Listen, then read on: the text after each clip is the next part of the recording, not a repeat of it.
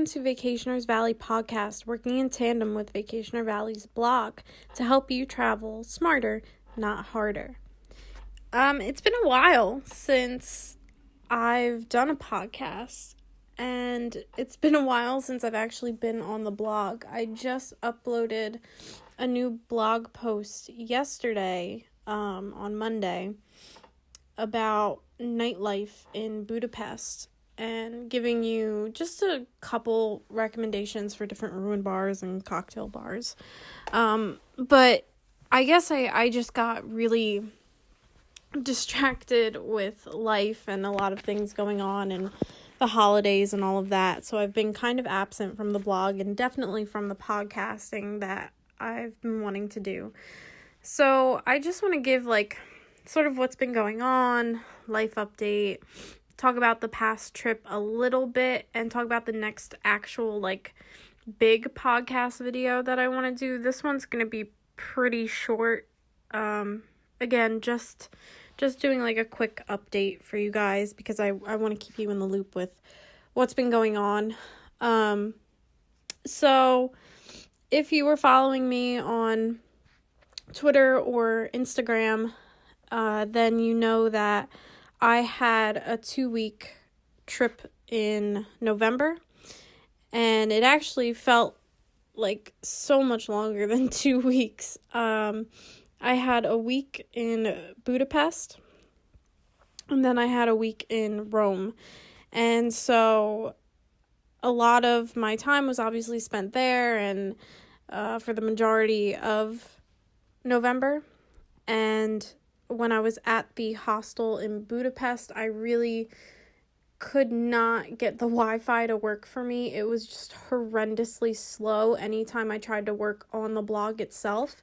So I didn't actually get to upload anything until I got to Rome and stayed in that hostel. And the post that I uploaded while I was in Rome was about the layover that I had in London prior to Budapest, and it's just about what I did and a possible maybe itinerary or different ideas that you could do while you're in London, and just kind of ease the fear of getting to and from Heathrow into the city. So hopefully that helps some people. But that was really all I was able to get up. And then when I got back to the States, it was pretty much I think a day or two before Thanksgiving. So then I went through Thanksgiving, and then I had Black Friday, and that was its own fiasco. So if you saw on Twitter or Instagram, again, I would really encourage you to follow me on either or both of those social media accounts, because you'll get more updates from me rather than waiting for something like this podcast. But on Black Friday, we actually went to Jersey Garden Mall, and we got there. We walked in. It was maybe 15 minutes that we were there, and then gunshot. And it was crazy because you hear about these shootings and everything, and you always think oh, not me, that'll never happen to me. And it's weird to be in that moment. And what's even crazier is that I was only a store or two down from where that shooting actually happened. So we were in this one store, we heard the gunshot, and we thought, honestly, it kind of sounded like a balloon pop. It didn't seem that loud, I guess. And then we just saw everybody running away and running into different stores, and they're telling you go to the back, hide. And then we were there for I don't even know how many minutes for the initial first part of the shooting occurrence, and then people started to come out of the stores, and then we were told to go back into the stores, And then we were finally told to leave, and we all had to leave out of this one area, and like leaving the mall itself, like going back into the car, like it took us over an hour to get to that mall, and then it took us probably, I'd say 2 to 2.5 hours to just like get out of that parking lot. It was absolute madness. So that kind of was its own distraction. And we were just trying to get back to having like a normal weekend and kind of enjoying shopping after that and everything. And of course you get into that like post travel depression. So like you come back from a trip and you're just kind of like, oh, like I don't want to do anything. I don't want to unpack. I don't want to go back to doing work on this blog. I just want to sit and watch TV and watch YouTube and sleep and whatever. And you get into like this, honestly, yeah, like a depression. And so I just didn't feel like doing anything, if I am being completely honest. So it took me a little while to get back into the blog thing, and I think part of that too was that I wasn't keeping up with my planner. So if you saw on the blog or any of the social media accounts or whatever, you know that I use Passion Planner. And Passion Planner, they're kind enough to actually sponsor me as a blogger. And so if you go to passionplanner.com and you want to get your own planner, you can use the code VV10 at checkout and get 10% off of your purchase, and it'll help me out a little bit too. So it's kind of like a win-win, but of course you don't ever have to use that. I would encourage you to get a Passion Planner regardless of you using the code or not, just because they are so helpful in keeping you like goal-oriented and organized, and they especially help when planning a trip. But when I got back, I kind of stopped using it. And so a couple days ago, I realized like, no, I need to go back. I need to do the monthly reflection, and I need to start planning for December so I can get this blog and my life back on track. And then I think once I started writing everything down again, I kind of felt like I was getting back more into the groove of things. And so I was finally able to upload that new blog post yesterday, and I have blog post planned up to the end of December now. So it's just about me staying focused and keeping on track with what I need to do. And so, hopefully you guys will like the blog posts that I have planned. I have a bunch for Budapest, and then I have a couple new ones for Rome and some of the day trips that I took, and new foodie posts, which are always fun to do. And then I've been uploading a bunch of the pictures pretty frequently on my Instagram for the blog, so it's been really fun. One of the other, before I get into the actual, like, talking about the trip a little bit, just one more kind of life update that I think has been affecting, like, my mood and my drive to continue on with, like, all of the blog and podcast and everything. And this might be a TMI update, so if you want to skip ahead a little bit, I don't blame you, especially if you're a guy, because this applies more to females. So to start off, I've been on the pill for a really, really long time, and I really initially just got on it because I was so over having my period. I was so I didn't want it, I didn't want to deal with it, and I wanted it to be gone. And so the hormonal birth control, it made it so that I really never got my period, and if I did, it was like the lightest thing ever. So it's been years since I've had it, and my mom has asked me why I haven't gotten off of it, and I've had friends ask why I haven't gotten off of it, and, you know, all of the health factors that go along with being on the pill. And I always just kind of said, like, well, I don't want my period back. Like, it's been so nice not having it and not having to worry about it happening every month. And then I started doing a little more research about why can't I say this? Hormonal birth control. I started doing a bit more research, and I was watching different like YouTube videos of people talking about the pill and getting off the pill, and so I found this one YouTube channel, shout out to Femhead, and she talks a lot about how she used to be on the pill, what it did to her body, the different effects of, like, side effects of birth control, different books that you can read, and then the benefits of just letting your cycle run its course and knowing how to chart it, and how charting it can help you understand more about your body and help you identify things that might be wrong. Like, if you do have an infection, or if something is wrong with, like, your cervix or whatever, like, charting your cycle can help you understand just so much more about your body. And so I finally came to the conclusion,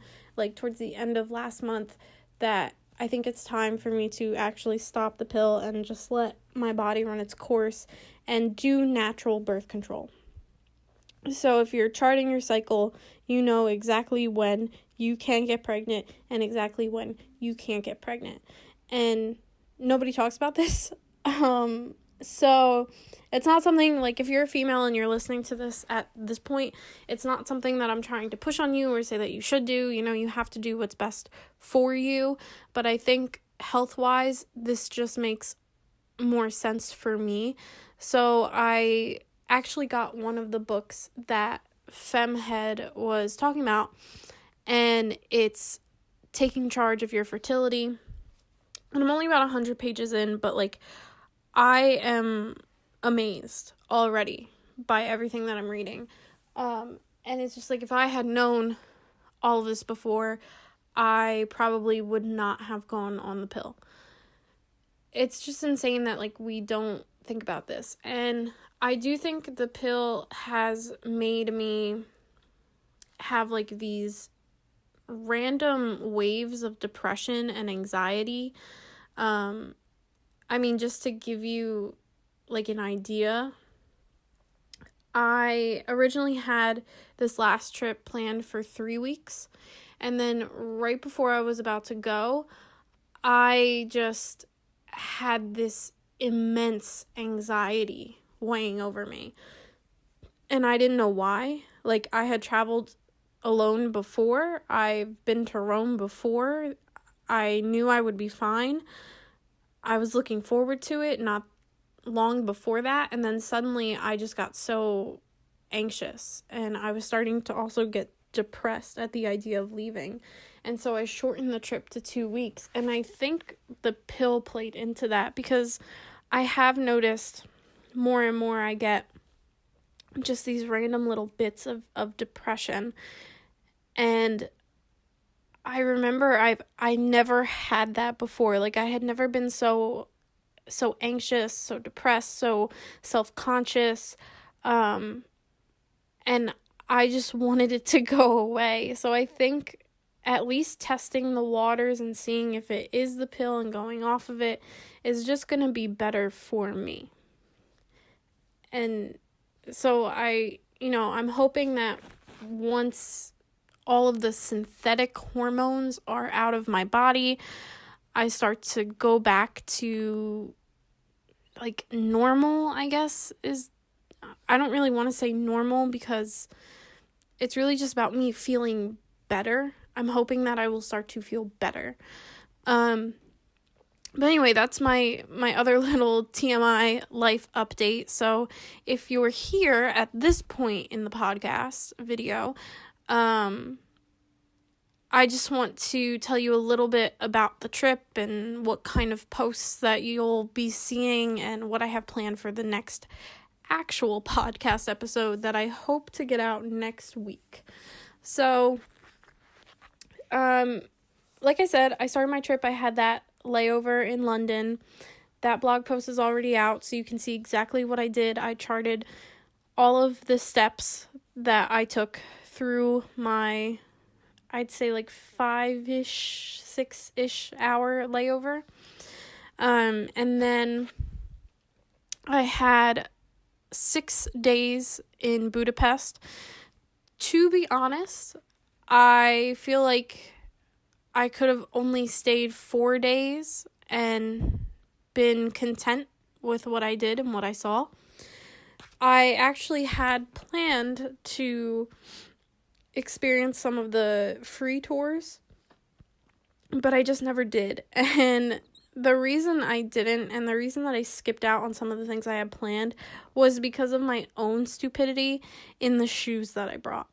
I brought a pair of shoes that I thought would be totally fine. I thought, oh, well, I'll break them in, they'll be okay. And I had the worst blisters I've ever had in my life. I had one on my right pinky toe, and then I had 2 on my left pinky toe, and then I started to get one on my big toe on my left foot. Like, I had just so much pain in my feet, and I was like, I had no motivation to want to go and walk around during these free tours. And then I decided I need to just buy new shoes. So I went and I bought Vans, and then the Vans, I thought they would be fine, but then they like ripped up the back of my heel. So then I had to put Band-Aids on my heels. I was putting Band-Aids on my toes, like when I would go out. Like, I think I bought like 3 or 4 packs of Band-Aids because I was changing them daily. I was taking them off at night to like dry out the blisters. Yeah, it was a mess. So part of it is just like I was stupid. And the other thing that I had planned was to go to the thermal baths. Like, how can you go to Budapest and not go to the thermal baths? Well, I didn't. And I didn't because I knew that the thermal baths attract hundreds and thousands of people daily, and I didn't want to put open blisters in an area where all of these people are tracking their own germs and whatever. So I didn't go to the thermal baths, so I have nothing to write about for the thermal baths.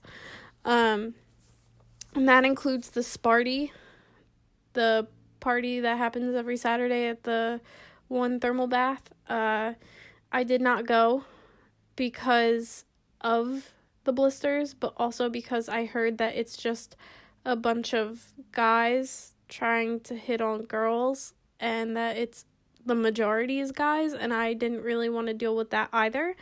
I actually met somebody that was traveling in Budapest as well, and they went to the Sparty, and they were messaging me on Instagram telling me about it, and they said it really wasn't that bad, but it's not like I missed something, amazing.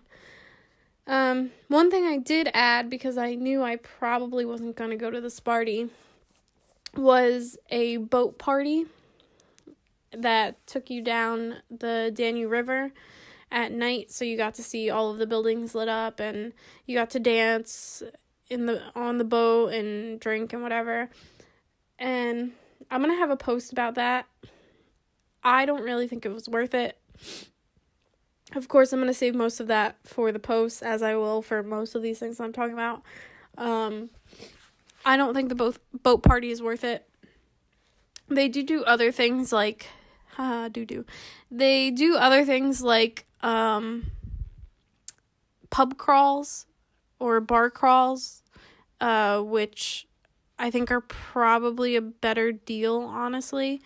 And I'll explain why in the post. But if you have a chance to do the boat party or the Sparty or a bar crawl, I would suggest taking the bar crawl. I will have a foodie post go up for Budapest as well. I wasn't impressed by most of the traditional Hungarian food I tried. And I was kind of hesitant to try a lot of it just because, like, and I know this is kind of stupid because it's like, oh, well, you travel, so you should be open to whatever. But I am kind of picky and scared to try certain foods. So I was very safe, I think, in the foods I did try. Like, I tried goulash. I think it's called langosh. I hope I'm saying that right. And I tried the chimney, little sweet dough thing. But I just wasn't, like, I don't think Hungarian food is my thing. I was actually trying to find, like, honestly, like, Italian food when I was out there. Like, I was going to, like, Italian restaurants. But I will have a foodie post just because I want to share where I did eat, because I did have food that I enjoyed, even if it wasn't traditional Hungarian food. And you might go there and one day want to not have Hungarian food. I don't know. And then I'm also going to put up, like, a sightseeing guide, because even though I didn't do tours, I did go to a lot of, like, the major sightseeing, buildings where you can take really cool pictures. So I'm going to put that up as well and do, like, my top 10. That if you are in Budapest for, like, a short amount of time, these are the places that you should go. And then, I'll have a couple other little things on Budapest, like public transportation, because I did almost get fined for something so stupid when I was on public transportation. So I'm going to talk about that as well. And then when I get into the Rome posts, obviously, if you've looked at my blog, it's, like, filled with Italy information, and it's like, okay, how much more can you share about Rome? Well, I actually did 2 day trips that I want to talk about to other little towns, and then I want to do an updated foodies post, because I did try a couple new restaurants. I want to talk about the Villa Borghese Gardens, because that was really cool. And I want to talk about the hostel that I stayed in, because it's honestly the best hostel I've stayed in so far. And I did stay in a different hostel the last time I was in Rome. And this current one, like the most recent one, was the best, hands down. I had an amazing experience at that hostel. And then I think that's going to take me through this month. And then the next year, in January, I'm going to go back to some of the documents that I have from my big Europe trip that I took many, many years ago, and just do something on France and possibly Amsterdam. I did the Germany one and I did Switzerland, and I think the only other one that I am probably going to do is something on the UK as well. So when we were in London. And then, the podcast that you should be expecting next week, that's going to be on what I wish I knew before going to Budapest. Because I feel like there was so much that I watched on YouTube that was just speaking so highly of Budapest that I got, like, so pumped to go. And then when I got there, it was kind of like, okay. Like, it's a cool city. I enjoyed my time, but I don't think I would hype it up as much as other people did. I don't know. I want to do, like, a what I wish I knew prior to Budapest, because there's some things I don't think I was really prepared for. And if I went back, like, it's like, okay, now I know these things and now I can sort of prepare differently. So that's the other thing I want to do. And then in June, the end of June, I believe, I will be going to Boston because they are having the the travel blogging convention in Boston this year. So it's, I think, 3 or 4 days. So I'll be going to that. And then I'm trying to plan out a trip for July with some family friends. And the tentative itinerary right now is looking like Barcelona, Athens, and Rome. And of course, I'd be going back to Rome with people who haven't been there before, so I'm kind of acting like the expert in the group, which I'm totally fine with. I could travel back to Italy every year and be totally okay with that.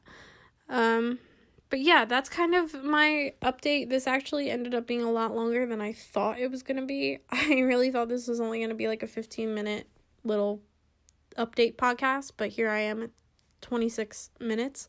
So if you've made it to the end, thank you so much for joining me and hearing about this life update and where I plan on taking things on the blog and with the podcast and in life in general. Thank you for sticking around. I hope that these next few blog posts and podcasts and all that end up being helpful for you, or you find some sort of inspiration from my travel tips and all that. And if you are not already, join the Valley community by subscribing to the newsletter on the blog, and joining us on social media. Follow me on Twitter at vacation_valley and follow me on Instagram at vacationersvalley. I would love to hear from you guys and hear if you went to Budapest, how you liked it, if you've been to Rome, are there any day trips that I should try to plan for my next travels there, because I would definitely love to use Rome as just like a hub and go out to different towns each day. Let me know. And of course, the other thing I am always curious about, if you have any topics that you want me to talk about in these podcasts, leave that in the comment section, because I'm always looking for different ways to improve this podcast and have new things to talk about. So definitely let me know. Thank you so much for joining me, and I will see you in the next one. Thank you. Bye.